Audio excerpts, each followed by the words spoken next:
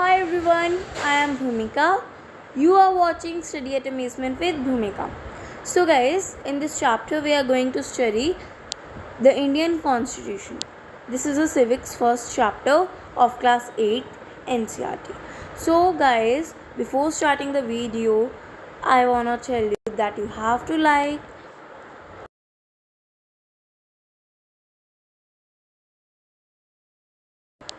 first, before starting the reading, I want to tell you the meaning of Constitution.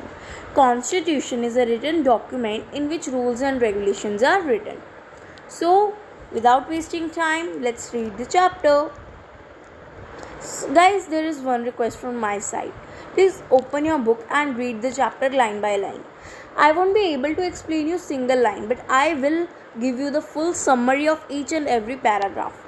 But you have to read it again, that you may be able to understand the chapter clearly, and it would be easy for you also if you read the whole chapter once again, right?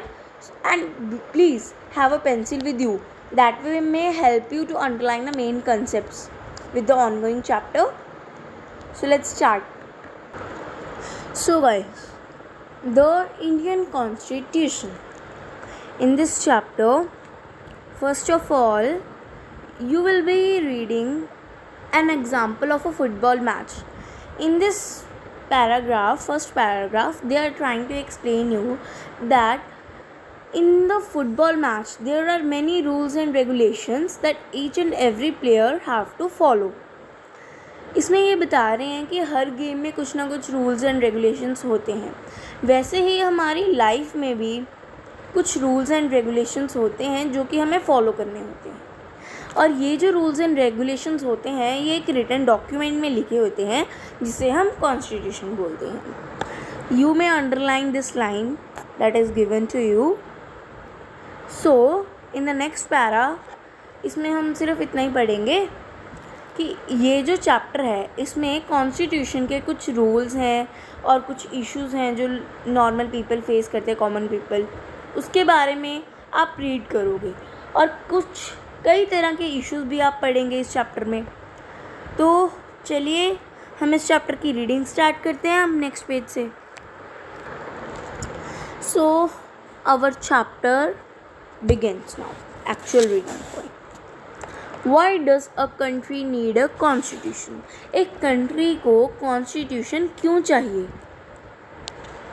Can you answer? Friends, अब इस para में ये बता रहे हैं कि आज के टाइम में बहुत सी ऐसी कंट्रीज़ हैं जिनके पास कॉन्स्टिट्यूशन है. कहते कि ये ज़रूरी नहीं है कि हर कंट्री के पास कॉन्स्टिट्यूशन हो, लेकिन मोस्ट ऑफ द कंट्रीज़ के पास है.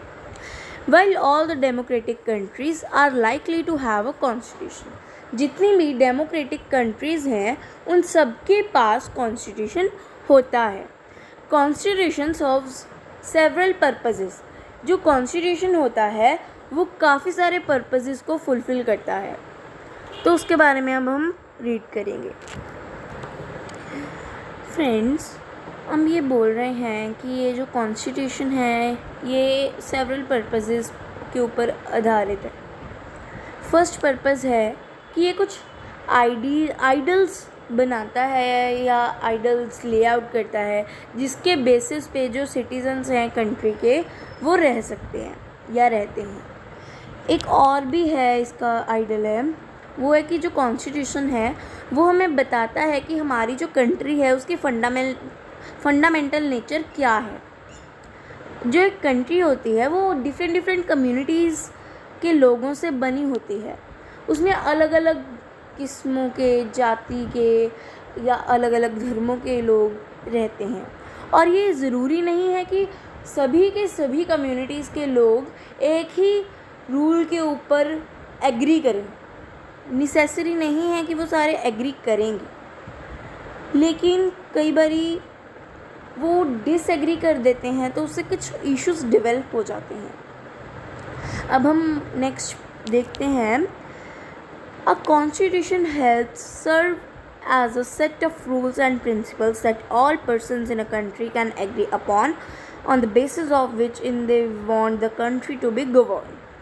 अब ये कॉन्स्टिट्यूशन है, इसमें जो set of rules and principles होते हैं वो इसलिए होते हैं कि जो कंट्री के सभी पर्सन्स हैं जिस पे वो एग्री करें और उस वे में जो है कंट्री को गवर्न किया जाए। इसमें this includes not only the type of government but also an agreement on certain idols that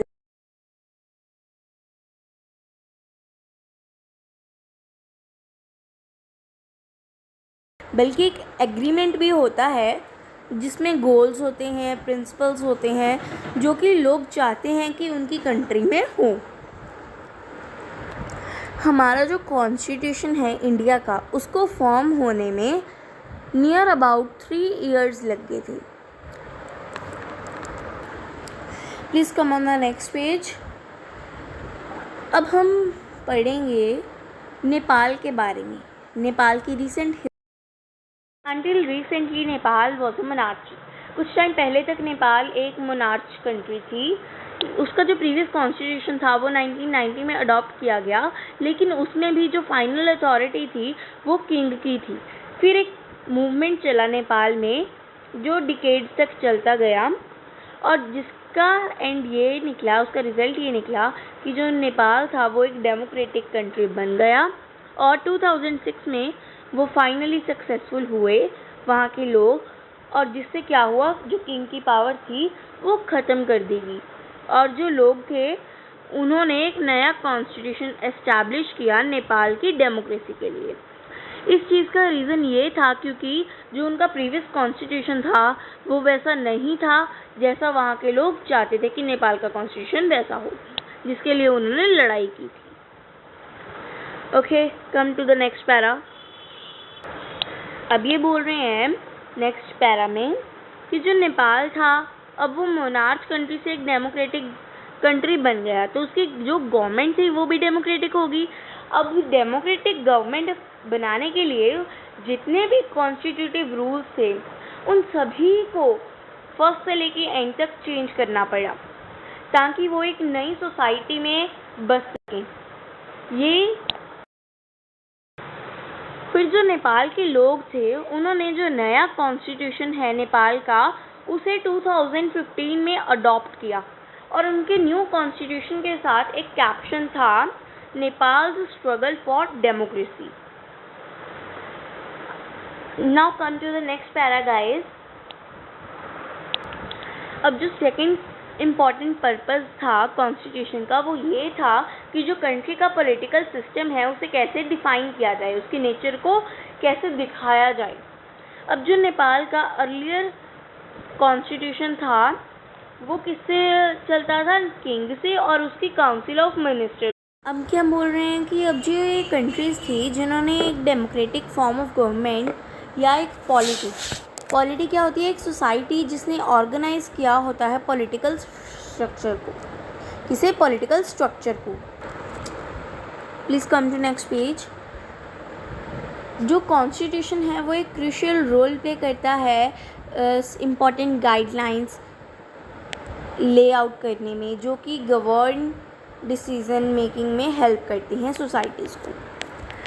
इस पूरी उसका मीनिंग ये है कि जो कंट्रीज़ हैं जिन्होंने डेमोक्रेटिक फॉर्म ऑफ गवर्नमेंट या एक पॉलिटी में फॉर्म हो चुकी हैं, वो कंट्रीज़ का जो कॉन्स्टिट्यूशन है वो एक क्रूशियल रोल प्ले करता है गाइडलाइंस ले आउट करने में, जो कि गवर्न करती हैं डिसीजंस को सोसाइटी के साथ। In a democracy, we choose our leaders so that they can exercise power responsibly on our behalf. However, there is always possibility that these leaders might misuse their authority, and the Constitution usually provides safeguards against this. This misuse of authority can result in gross injustice, as demonstrated in the classroom situation. In democracy, जो leaders होते हैं उन्हें जो जनता होती है, जो कि लोग होते हैं, वो चूज़ करते हैं अपने बिहाफ पे। तो जो पावर और रिस्पॉन्सिबिलिटी है वो लोगों के बिहाफ पे आगे उनको रिप्रेजेंट करें, इसलिए लोग उन्हें चूज़ करते हैं। लेकिन ऐसा भी तो हो सकता है ना, पॉसिबिलिटी तो है कि जो जिन लीडर्स को हम चूज़ करते हैं वो अपनी पावर और अथॉरिटी का मिसयूज़ करें, उसका गलत यूज़ करें, जो कि बहुत ही गलत रहेगा। इस चीज़ को सेफगार्ड करने के लिए कॉन्स्टिट्यूशन में कुछ रूल्स एंड रेगुलेशंस उन रिप्रेजेंटेटिव्स के लिए भी हैं, जिससे क्या वो अपनी अथॉरिटी का मिसयूज़ ना करें और इनजस्टिस किसी के साथ ना हो।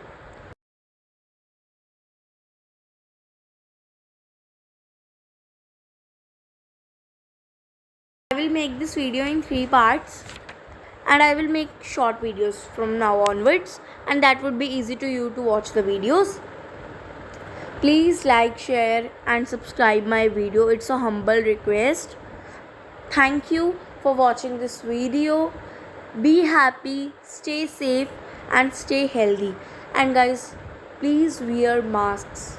This will protect thousands of lives. It's a great and biggest request. Please wear mask and be safe, stay home, don't go out unnecessarily, and it's important to stay fit and healthy, boost your immunity.